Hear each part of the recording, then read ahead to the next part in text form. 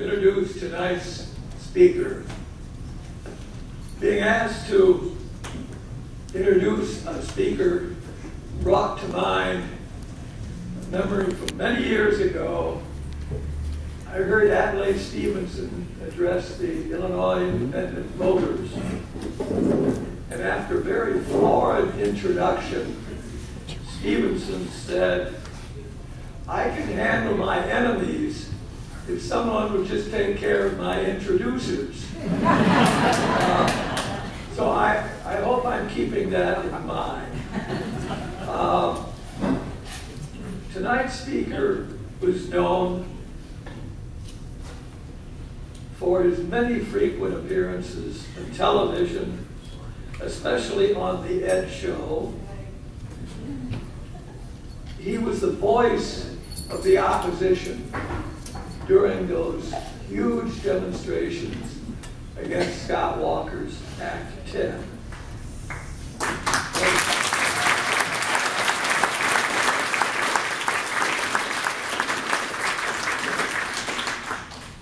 But he is also a prolific writer for the Cap Times, of which he is an associate editor, and is the Washington correspondent for The Nation magazine, which, by the way, is celebrating its 150th anniversary this year.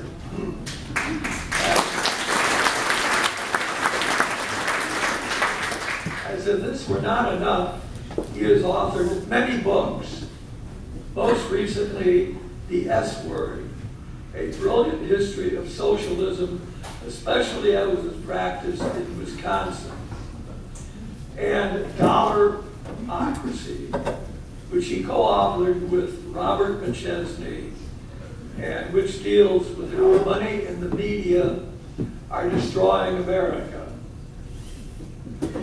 Recalling Adlai Stevenson, I'm reminded of his comment when his close friend Eleanor Roosevelt died. He said she was one of those who would light candles rather than curse the darkness. Our speaker tonight has lit many candles while also cursing the darkness.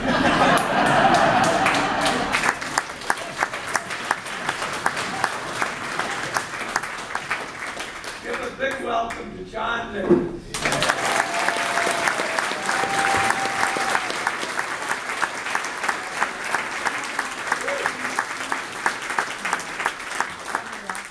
Well, I can assure you I am no Eleanor Roosevelt. I just wish I was. and let me begin by telling you that I was once considered young, but I am now so old that I can remember some of Ted's early campaigns.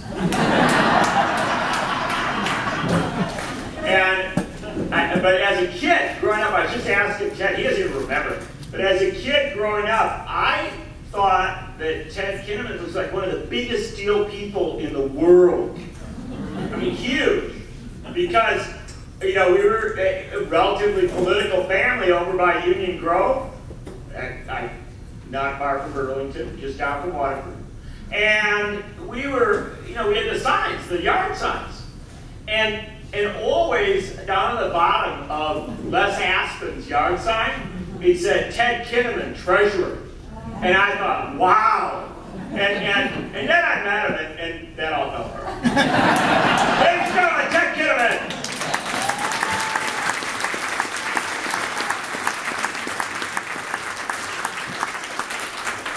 Who has single-handedly made me understand that Janesville is not just a cool town. Janesville is not just a union town. Janesville is a progressive town because it put this guy on its school board year after year after year.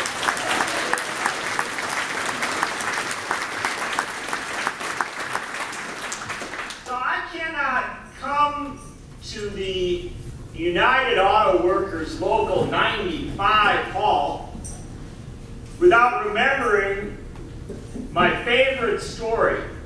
My absolute two favorite stories from the Wisconsin uprising. The first one involves our buddy from Whitewater, a city council member in Whitewater. How old are you? 32 now. Oh, you're an old Whitewater council member. All right, all right. And but when they introduced you, I thought that was my favorite thing. And number one favorite story, Local 95 only figures as second. Number one favorite story of the Wisconsin Uprising is, I mean, everybody came. It was unbelievable. 10,000 the first day, 20,000 the second, 50,000 by that first weekend, 100,000. That final protest, better part of 150, maybe even 180,000 people. And my absolute favorite person of everybody I met out there, forget about Michael Moore, forget about Jesse Jackson, forget about all the rock stars. My favorite person was this 84-year-old woman from Whitewater. And we're out there one day, it's cold and it's snowing a little bit, and there's this 84-year-old woman from Whitewater, and we're talking about stuff, and she said to me, "This is the first time I've ever been at the Capitol." And I said, "Well, Whitewater, it's a long way away, but I still would have thought you could get up here maybe once or something like that." And she said, she's 84 years old, she said, "Well, I never thought anything important enough was going on." So she had come up the first time to protest, and she was not highly political. And she didn't have like a Andy Jorgensen bumper sticker or anything like that. But the chairman of the town of Turtle. She was not all that political. She had made her own sign. She's 84 years old, and she was, they get over 80, sometimes you need a little help walking. She had one of those little devices there, and she had it in front of her, and she had made this little sign and taped it to the front of it and said, "At least this walker is useful." I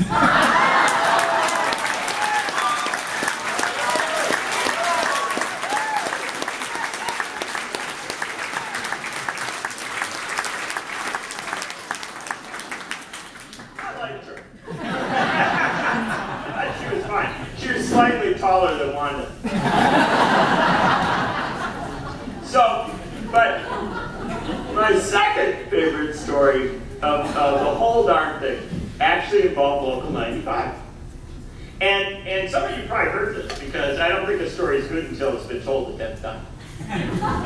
First time you have to credit somebody. Mo Udall, the former congressman, ran for president. Great line on Udall, by the way. He was running for president, and he'd go into a place, he walked into this barber shop, and he said, "Hey, I'm Mo Udall, I'm running for president." The guys at the barber shop, who's up in New Hampshire, said, "Oh yeah, we were just laughing about that a few minutes ago." Boy, are they going to have a lot to laugh about next year.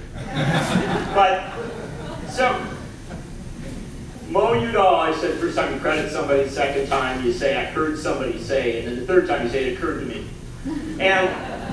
But this I actually experienced, and it was a heck of a good story. So, about a week or so into the Wisconsin Uprising, the New York Times, which is America's newspaper of record, it says all the news that's fit to print on the front page of it, which I have no idea what that means exactly, Because I think I would generally want to read the news that is unfit to print. But the New York Times decided that something big was going on in Wisconsin. There were crowds of people. It was very, very exciting. So they got some reporters to go out. They gave them little vials of salt water because they're getting away from the Atlantic Ocean. But in case they feel a little bit okay, they sprinkle out. So they come out. They're heading out to the Midwest, flyover country. But this time they don't get to fly over. They got to land. Bummer, I know. And so they never travel alone in the Midwest because it's scary. So they had two of them. They had a guy, a young man, a young woman, and they had gotten their phrase books, how to talk Midwestern. And it is legitimate because we actually do this. I don't know, because I think we can all, there may have been an Illinois and you stuck it, but we're generally Wisconsinans. And so we all do this thing. We do things like, we say, yeah, no. No, seriously, you're like, somebody asks you a question, you go, yeah, no. And you're like, well, if you weren't from here, you wouldn't know what that meant. And if you are from here, you don't actually know what it means. But it doesn't matter because it's nothing big enough that it would matter. So they had their phrase books and they had their topographical maps, you know, to find their way around. And they come out to Wisconsin, and you know what the worst thing about our media is? By and large, our media goes places in America to find the story they want to tell. Not to find the story, but to find the story they want to tell. And the story the New York Times wanted to tell was that private sector workers didn't support all those rich public employees who were out protesting Governor Walker. The private sector workers were jealous of all those incredibly well-paid clerks over at the State Department of Revenue. And, you know, who like ride their yachts across Lake Mendota to pick up their checks. And, you know, and you know, it's a given. They're from New York. They presume everybody hates teachers, because who doesn't hate teachers, right? Janesville Education Association, Beloit. I mean, it's just a given. Nobody likes a teacher. My kids in 5th grade, you know, we go in every day. We say to our teacher, we hate you. And it's just worked out so well. Now, everybody loves teachers, but yet somehow, the weird thing is everybody loves teachers right up until they actually meet another teacher and form a union and ask for fair pay and fair benefits and a pension. Then everybody hates them.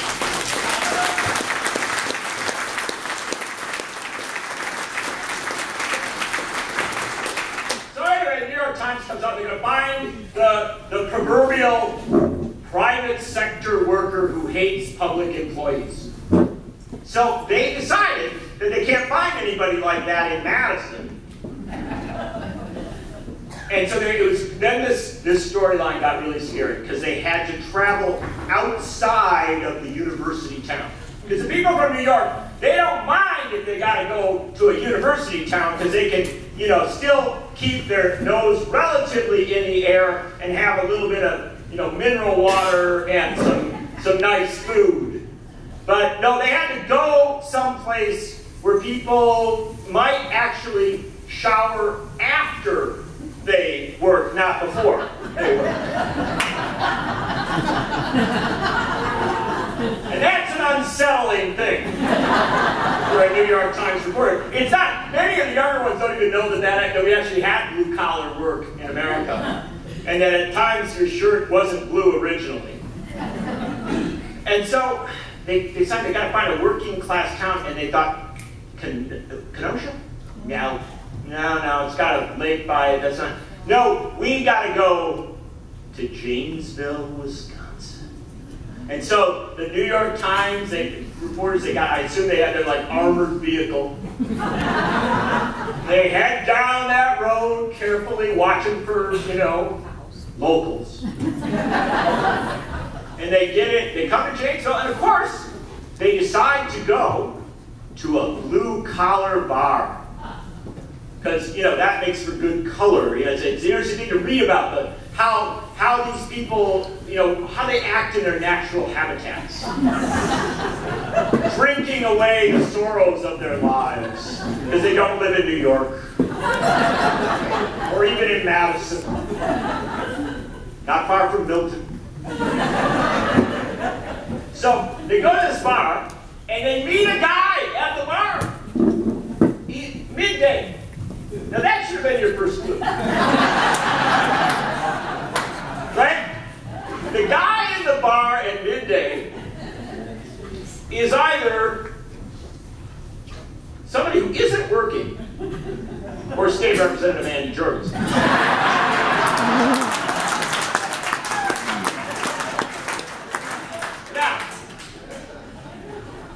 So they go into the bar, and there's this guy sitting at the bar. And they go up to him, and they say, you look like a blue-collar worker. I'm sure, what a great greeting, right? They go, just a second. Howdy. Oh, hold it, that's Texas, just a second. Hey! And the guy goes, yes, I am a blue-collar worker. And they say, and you must hate teachers and public state employees. You got to just despise them because they get pensions and they get health insurance and they get paid. So you must hate them. And the guy goes, yes, yes I do. And they're like, fabulous. Can we get another drink? And so they sit down at the bar with the guy, and I'm not making this up, they get this whole story. The guy says, yeah, I'm sick of those rich public employees. The rich teachers live in large. They drive me nuts. I'm a UAW member. And I worked up at the plant there, and I've worked in a lot of different places, and I get laid off, and I've been treated horrible, and it's because of those public employees.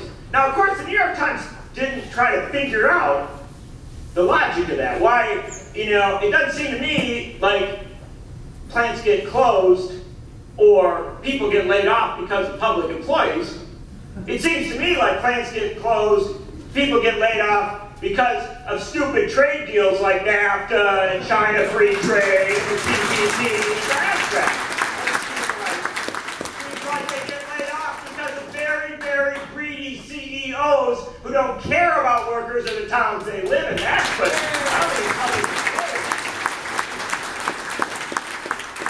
guy makes good, and they took down every word. Yeah. Oh, I just, boy, it's terrible. New York Times loved that story. Front page. Right there on the front page of the New York Times. Blue-collar workers do not stand with the public sector workers. Private sector workers, they're not supporting the public sector. And so it's all over the front page. And I'm sitting there in my elite Madison domicile. I get my New York Times, and I open it up, and I'm like, whoa, that sounds terrible. The House of Labor is divided. And I thought that's really a bummer because I was thinking we had all this solidarity stuff going on, and it's right there on the front page of the New York Times. They never get anything wrong, and they're just and I thought to myself, and it's Janesville. It's typical. If they'd gone to Kenosha, they would have had solidarity, but no, Janesville. And so I'm like, and I thought to myself, man, I thought I knew Local 95. But this guy says he's a UAW member? Local 95 member. I'm reading this story and I'm thinking to myself, oh, this is no good. This is really hard. I was down. I pretty much gave up. I thought, screw it. Let Walker do what he wants. And then, a couple days later, not on the front page, but inside the paper, down where they put the corrections, right? Because the correction is in a newspaper. That's what they put in each day to foster the lie that everything that was printed the day before was true, right? So the correction is just this little thing that makes you feel good, like they're always getting it right. But this was a great correction because it said about that story about private sector workers not supporting public sector workers, no solidarity in labor. Well, we probably should have checked out a couple things before we published it. Because we were contacted by Local 95 in Janesville that said, that guy's name was never on our list. Then we did check with the national UAW, and they had no record in their membership ever of this guy. And then we checked back on all the things he had said and all the facts of the story, and none of them check out. And now that wasn't on the front page, though. Right? So this is the interesting thing. I thought to myself, how could the New York Times have gotten that story right? How could they have gotten it right? Because they came to Janesville in their armored van with their phrase books and their maps. How could they have gotten that story right? Oh, I know. They could have gone to the state capitol on the first days of the struggle and seen people from Janesville, Wisconsin with their UAW Local 95 banner standing in solidarity with our state employees and our teachers. There was no break in the House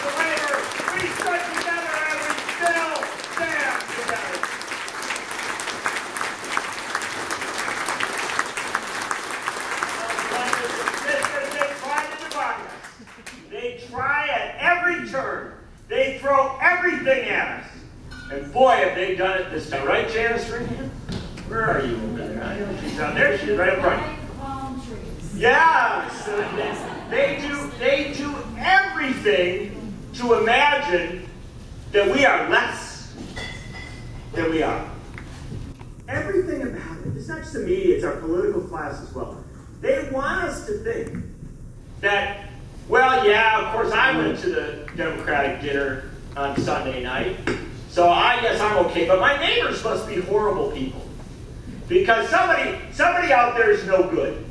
And they bang this away again and again and again because they are afraid of us. Sorry, I know we don't always win. I know. They're afraid of us. And they're terrified by a town like Kenosha. They are terrified by a town like Beloit. They are terrified by a town like Janesville. Do you know why they're scared? Because you don't make sense to them. They think that the only place where a progressive could ever live is on the Upper West Side of New York, or maybe in a couple blocks of Madison. They think the only place where a progressive could ever be is in some elite spot. And they don't understand that this town of Kenosha and this town of Beloit and this town of Janesville and this town of Manitowoc and this town of Sheboygan and this town of Oshkosh and this town of Green Bay, these working class towns, these union towns, are the backbones of everything progressive that ever happened in this country.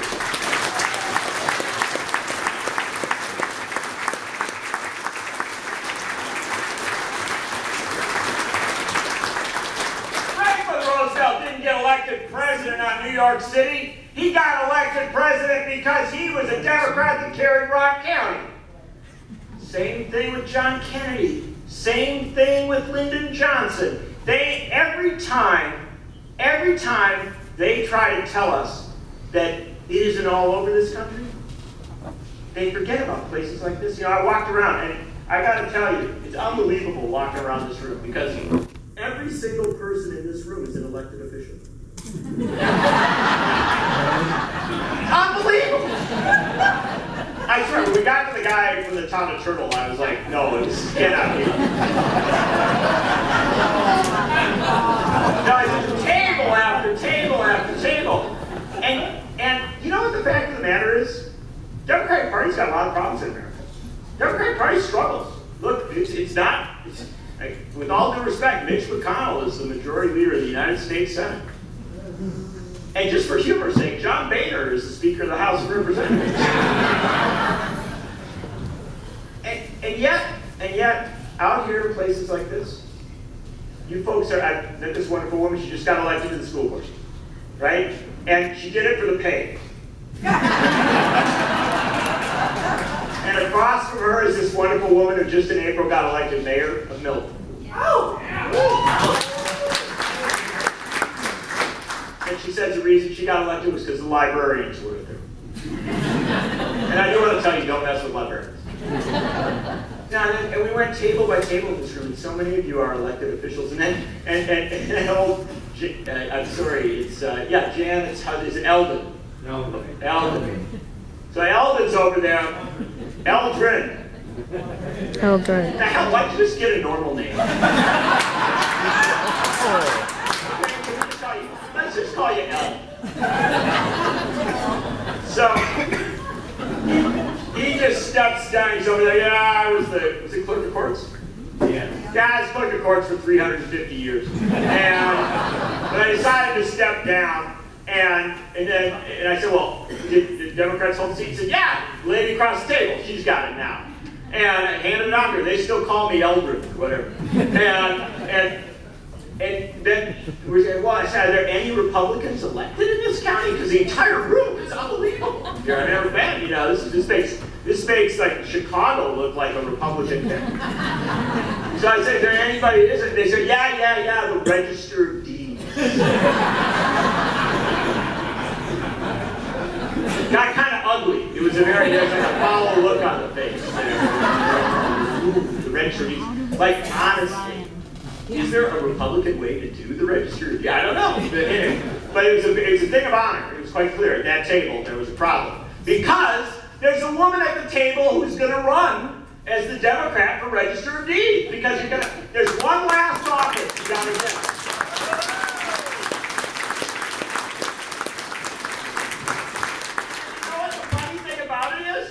She's going to get elected because she's running in 2016 on a ticket with Hillary Clinton and Russ Feingold, and they're going to win everything.